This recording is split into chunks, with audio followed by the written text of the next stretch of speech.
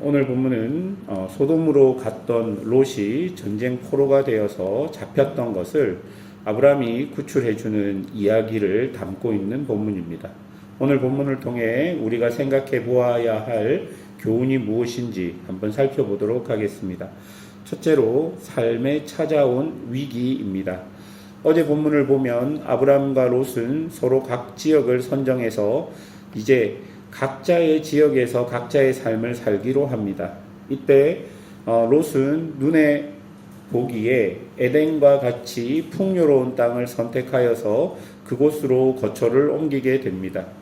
그런데 오늘 본문 1절부터 보면 전쟁이 일어나고 12절에 보면 소돔에 거주하는 아브라함의 조카 롯도 사로잡혀갔다라고 기록하고 있습니다. 본문의 내용을 보면 이것이 무슨 롯의 잘못이거나 했기 때문에 일어난 일이 아닌 것을 우리가 알 수 있습니다. 혹시 롯이 아브라함을 제쳐두고 좋은 땅을 선택해서 일어난 일이 아닐까라고 생각하지만 본문은 그런 말을 하고 있지 않습니다. 그냥 어떤 삶에서 일어날 수 있는 그런 고난이자 위기일 수 있겠다 싶습니다. 물론 하나님은 이 일을 통해 롯에게도 아브라함에게도 또 지금 성경을 읽고 있는 우리에게도 교훈하시며 권면할 내용은 있겠지만 설교를 준비하며 제가 제일 먼저 들었던 생각은 삶에는 어떻게 할 수 없는 위기가 찾아온다는 것입니다. 롯의 입장에서 한번 생각해 보십시오. 거처를 옮기고 어느 날 갑자기 전쟁이 일어나고 자신이 포로가 되고 재산과 여러 가지 것들이 노략을 당한 것입니다. 롯이 이곳을 선택했을 때 이곳은 에덴처럼 풍요롭고 좋은 땅이었다라고 본문이 말합니다. 그리고 사람이라면 당연히 풍요를 쫓는 것은 어찌 보면 당연한 것 같습니다. 그런데 어느 순간부터 사람들이 살아가는 곳에서는 그 풍요로운 땅이 항상 뺏고 빼앗기는 질투와 시기의 땅이 되어버린 것을 우리가 본문을 보면 알 수 있는 것이죠. 이것이 사람에게 찾아온 위기의 본질적인 원인 같습니다. 하나님은 우리에게 아름답고 풍요로운 땅을 주셨는데 그 주신 땅이 이제는 그 땅을 차지하기 위한 인간의 약탈과 죽음이 있는 땅이 되어버린 것입니다. 그리고 사람들은 이곳에서 스스로 왕이 되기 위해 서로를 죽이고 빼앗는 그런 인간의 현실적인 모습을 우리에게 보여주고 있는 것입니다. 소돔이 좋은 땅이었기에 그곳을 차지하는 사람들은 풍요와 번영과 안정을 누릴 수 있었을 것입니다. 그리고 발달된 도시 문명이 있었기 때문에 인구도 많이 있었을 것입니다. 먹을 것이 충분하고 사람들이 많은 그곳은 권력의 중심이 될 수밖에 없었고 그곳을 차지하는 것이 힘이 좀 꽤 있는 사람들의 목적이었을 것 같습니다. 어쩌면 우리가 그런 곳에 살기 때문에 갑자기 삶에 찾아온 위기로 어쩌면 내 죄로 인함이기보다 이 땅에 살기 때문에 불가피하게 우리에게 다가오는 것일 수 있겠다 싶습니다. 그리고 그런 땅에 살다 보니 우리에게도 역시 자연스럽게 왕이 되고 싶은 욕망과 내 뜻대로 하고 싶은 욕망이 생기기도 하고 또한 그렇게 살아야 세상 속에서 잘 살 수 있겠다는 착각에 빠지기도 하는 것이죠.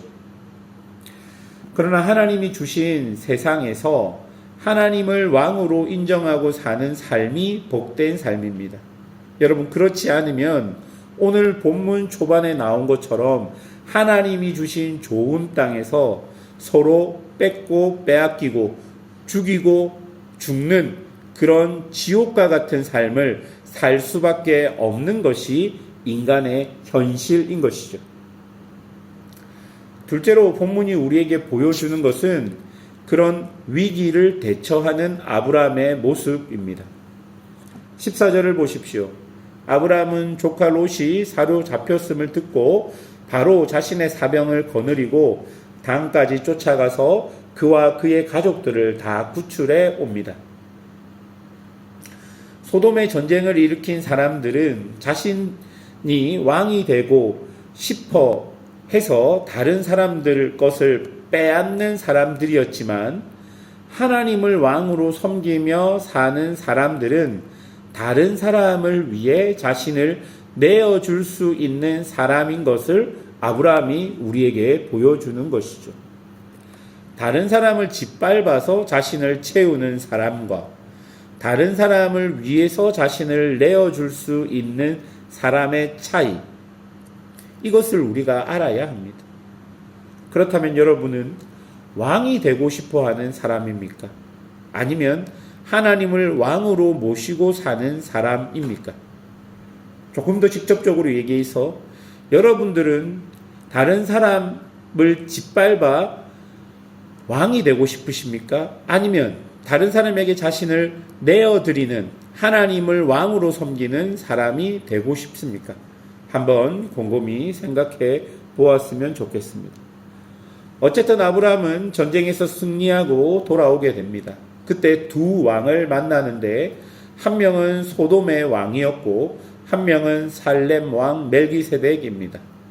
소돔 왕은 21절에 전쟁에서 승리했으니 전리품을 가지라고 아브라함에게 이야기합니다. 그러나 아브라함은 이렇게 이야기합니다. 22절과 23절. 아브라함이 소돔 왕에게 이르되, 천지의 주제이시오 지극히 높으신 하나님 여호와께 내가 손을 들어 맹세하노니 내 말이 내가 아브라함으로 치부하게 하였다 할까 하여 내게 속한 것은 실한오라기도 들매금 한 가닥도 내가 가지지 아니하리라. 아브라함에게 전쟁은요, 자신을 채우기 위한, 그러니까 자신이 왕이 되기 위한 전쟁이 아니었다는 것입니다. 그렇기 때문에 전리품이나 약탈한 물품은 크게 아브라함에게 관심을 주지 못했습니다. 아브라함은 이 전쟁을 통해 하나님의 왕되심과 하나님의 의를 드러내기를 원했던 것이죠. 그러니까 자신을 통해 하나님의 뜻과 의가 드러나기를 원했던 것입니다. 이것이 하나님을 왕으로 모시고 사는 사람들의 모습일 것입니다. 그리고 우리가 또 보아야 하는 모습은 멜기세덱이 아브라함에게 하나님을 높이라는 말에 아브라함은 자신이 얻은 것의 10분의 1을 멜기세덱에게 주었습니다. 여러분, 이것은요, 이번 전쟁은 자신의 힘으로 이긴 것이 아닌 하나님의 도우심으로 승리할 수 있었다는 고백인 것입니다. 여러분, 우리는 세상 속에서 내가 왕처럼 내가 원하는 것이 이루어지는 것을 승리라고 말합니다. 그러나 그것은 착각입니다. 마치 눈에 보기 좋은 땅인 소돔 땅을 정복하면 내가 세상의 왕이 될 수 있을 거야 라는 허황된 꿈과도 같습니다. 그러나 성경은 진정한 승리를 하나님과 함께 하는 것, 하나님과 동행하는 것이라고 말합니다. 하나님은 우리에게 가장 선한 것을 주시는 분이십니다. 이것이 지금 당장 내가 이해할 수 없는 부분이 있다 할지라도 왕이신 하나님께서는 당신의 백성된 우리를 선한 통치로 이끄신다라는 것입니다. 그런 하나님의 통치를 받으며 사는 삶이 바로 승리인 것입니다.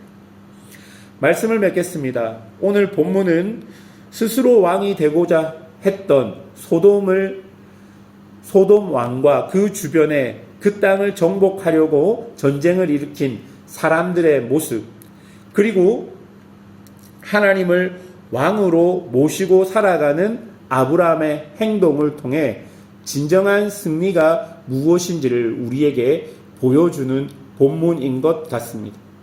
진정한 승리는 나를 통해 하나님의 뜻이 드러나고 나의 승리와 나의 삶이 온전히 하나님 손 안에 있다는 것을 고백하며 그렇게 살아가는 삶이 아닐까 본문을 통해 우리가 생각해 보아야 할 것 같습니다. 그런 승리의 삶을 누리며 사는 성도들이 되시기를 주님의 이름으로 축원합니다. 함께 기도하겠습니다.